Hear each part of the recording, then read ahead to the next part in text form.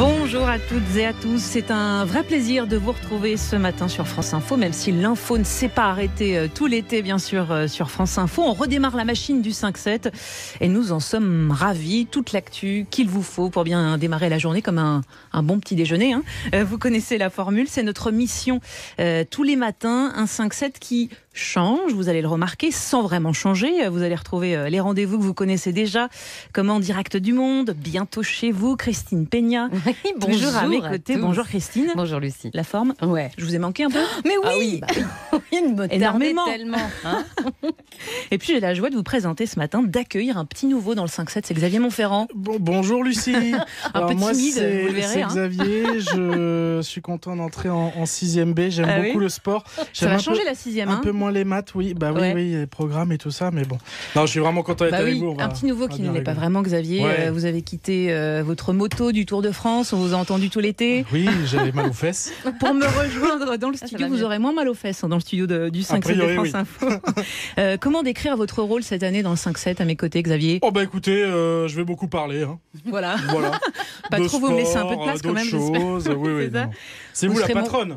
Mon acolyte, mon couteau suisse, on va dire. Exactement. Mon couteau suisse de luxe. Votre Hardy, de Laurel et Hardy. Enfin, on peut en faire des caisses comme ça. Avec toujours un petit peu de rendez-vous sport. Toujours un peu de sport quand même. À 5h33, mais pas que, c'est ça la nouveauté. Et à 6h33, on verra ça tout à l'heure. On se retrouve comme on s'est quitté finalement, Christine, avec toujours de la chaleur. Exactement, et du soleil finalement, voilà, pour votre retour, super.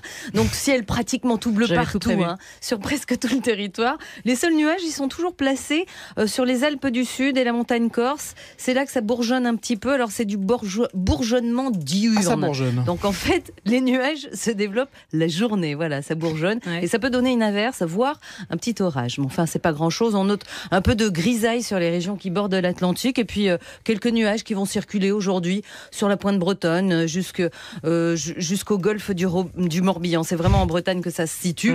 Mais ce sont vraiment des nuages qui circulent. C'est pas grand-chose. Jamais en Bretagne. Mais non, jamais. Donc, les températures, en revanche, ça s'affole. Aujourd'hui, c'est vraiment la journée qui serait au niveau national certainement la plus chaude. En tout cas, déjà ce matin, on note une belle douceur, 15 à Belfort, 19 du côté de Lille et de Dunkerque en ce moment, 17 à Belle-Île, 20 du côté du Cap-Ferré, mais comme à Paris, il fait 20 degrés en ce moment. À Sifour-les-Plages dans le Var, 22 en ce moment. Merci Christine, à tout à l'heure. Et bon réveil à tous, bienvenue, il est 5h. France Info, 5h, 7h, Lucie Barbarin.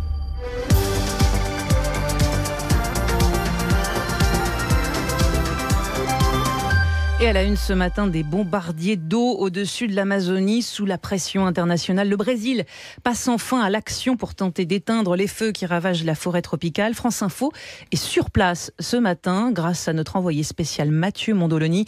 Nous le retrouvons dans un quart d'heure dans la ville de Porto Velho. Bonjour Laurent Sénéchal. Bonjour Lucie, bonjour à tous. À la une également ce matin. Le sommet du G7 se termine aujourd'hui à Biarritz. L'occasion pour Emmanuel Macron de tenter un coup de poker diplomatique en conviant hier le chef de la diplomatie iranienne. Le recrutement de 150 volontaires commence aujourd'hui pour composer la Convention citoyenne sur le climat. C'est une promesse du gouvernement après le mouvement des Gilets jaunes.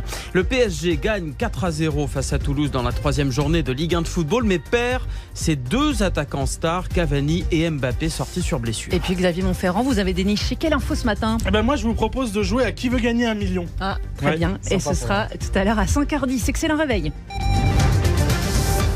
Le tour de force diplomatique d'Emmanuel Macron au sommet du G7, le chef de l'État qui préside